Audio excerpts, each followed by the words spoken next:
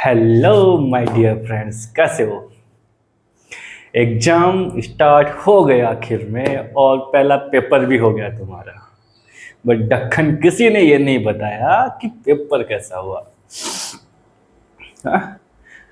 अरे क्यों नहीं बताया, कमेंट करके बता तो सकते हो ना कि पहला पेपर कैसा रहा आपका। अरे सब्जेक्ट का नहीं है तो क्या हुआ, बता तो सकते हो ना कि सर पेपर कैसा आया, इजी आया, डिफिकल्ट आया। किसी ने नहीं बताया।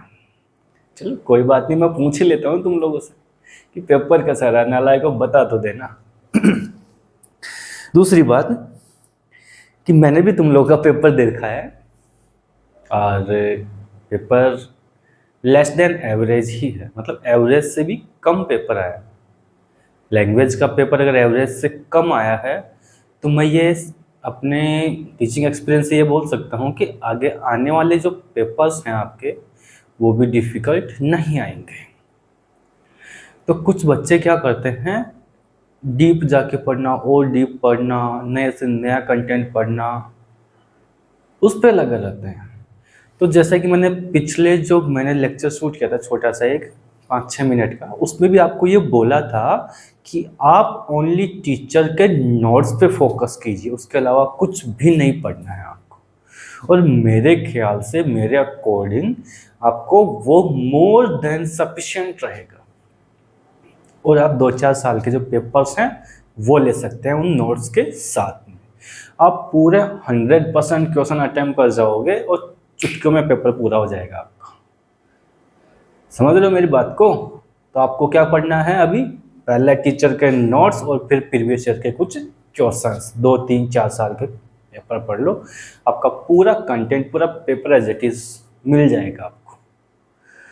तो ज़्यादा एफर्ट ना लगा के और ज़्यादा टेंशन ना लेके बिल्कुल शॉर्ट टर्म में छोटी छोटी चीज़ों को क्लियर करो और फटाफट से अपने सिलेबस को रिवाइज कर लो। जब पूरा पेपर रिवाइज कर लिया, सिलेबस रिवाइज कर लिया, तो 100% है, कोई आपका स्कोर रोक नहीं। सेकेंड, नोट्स के साथ में प्रीवियस ईयर के जो क्वेश्चन हैं उनको जरूर पढ़ें। और ये होता भी है कि मैक्सिमम जो एग्जामिनर है वो कितने क्वेश्चन बनाएगा आपके, हर साल नए नहीं बना सकते पेपर। तो 4-5 साल के जो पेपर हैं उनको भी आप पढ़ लीजिए, उन्हीं से क्वेश्चन आपको एज इट इज मिल जाएंगे, बाहर जाने की जरूरत ही नहीं पड़ेगी आपको। एक्स्ट्रा एफर्ट ना लगा के केवल एक लिमिटेड कंटेंट को पढ़ोगे तो एग्जाम टाइम में आपको अच्छा रिजल्ट मिलेगा। और नए कंटेंट पढ़ने की कोशिश करोगे तो ना तो पीछे वाला रिवाइज हो पाएगा, ना नया याद हो पाएगा, तो दोनों ही हाथ से निकल जाएंगे। इससे अच्छा है कि जो याद है, जो पढ़ा हुआ है, उसी को हम रिवाइज करें, और एक्स्ट्रा पढ़ना है तो प्रीवियस ईयर के क्वेश्चंस को ही लगाना है। आपको यहीं से एज इट इज डिक्टो क्वेश्चन मिलेंगे और आ भी रहे हैं। एग्जाम हमेशा याद रखना, शुरुआती जो पेपर देखे गए हैं उन्हीं के अकॉर्डिंग आगे वाले पेपर भी आते हैं। तो शुरुआत के पेपर्स में अगर प्रीवियस ईयर रिपीट हो रहा है तो 100% आगे वाले पेपर्स में भी क्या होगा, प्रीवियस ईयर रिपीट होगा। तो उन क्वेश्चंस को आप अच्छे से रिवाइज कर लें, अच्छे से पढ़ लें।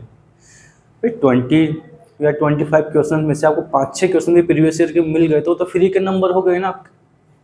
तो ये बात जरूर से याद रखेंगे मेरे सारे दोस्त। और प्रीवियस ईयर और टीचर, प्रीवियस ईयर के क्वेश्चन और टीचर के नोट्स, इसके अलावा कुछ भी नहीं पढ़ना, पूरा पेपर आपको वहीं से मिलेगा। ठीक है बेटा, चलो मस्त रहो और पढ़ते रहो। बाय।